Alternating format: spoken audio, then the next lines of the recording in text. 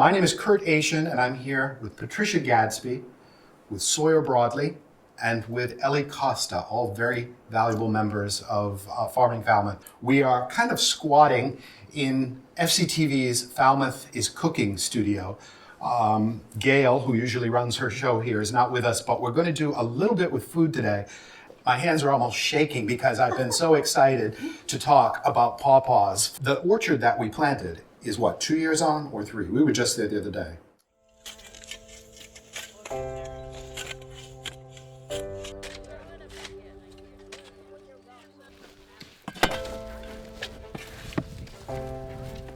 So we had a selection of about 20 Paw Paws that were grown from seed, and from there we have people sort of filling them into what is now going to be a Paw Paw orchard. What we're doing with the permaculture is like the cardboard is mimicking years and years of detritus that's fallen in the forest, right? That's kept all those little weeds down, and so we're just trying to mimic that here, and hopefully the compost and adding all this is going to encourage the soil to change slightly, but this is sand. Yeah. This is going to require some water.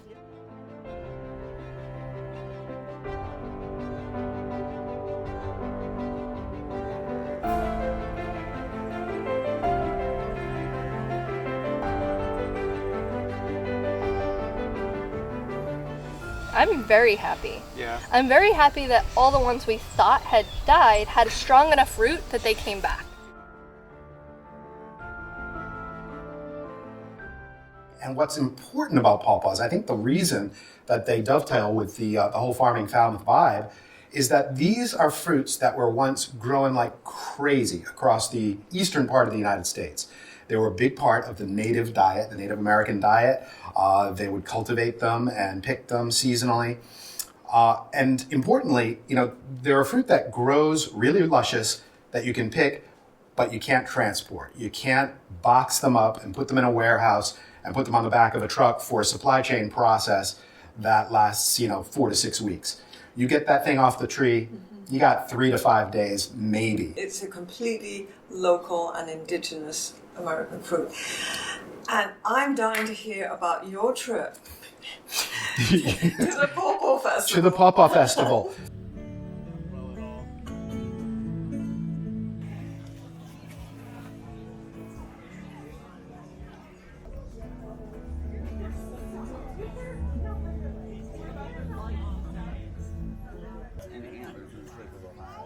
I've been in love with Paw Paws for a long time. I planted my first trees when I was 11. They were a cool fruit, and for a long time that's all they were. They were a cool, quirky plant. But it wasn't until I became a plant breeder when I started to see that they were a plant with a lot of potential. They already grow well, they already taste great. The last milestone we have to hit is being able to get it to consumers. Come on over. To get the Paw Paw into people's mouths to try it, I mean, people just are like, wow. It's just got a very limited range and availability. And then, I think our society in general is sort of out of touch with nature. We're going to get to the good stuff now. We have got Paw Paws right in the fridge.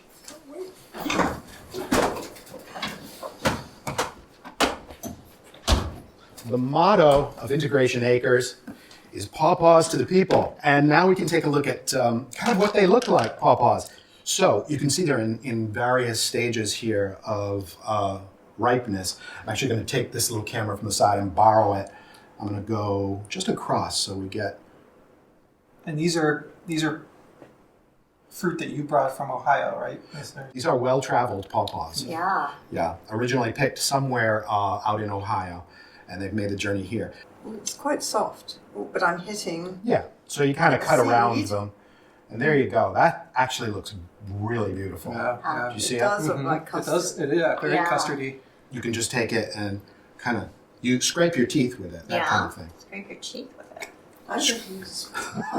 If you want to grab a spoon, go for it. Oh, this spoon's here. Patricia. Oh, wow. Oh, that is so good. Bananas, right? That is so good. But it's got that little tangy. Mm-hmm. And this one, if you served this to me, this little slightly yellower one, if you served that to me and told me it was a mango, I'd believe you. That's how close to it is. Delicious. Crazy Oh, yeah. good, right?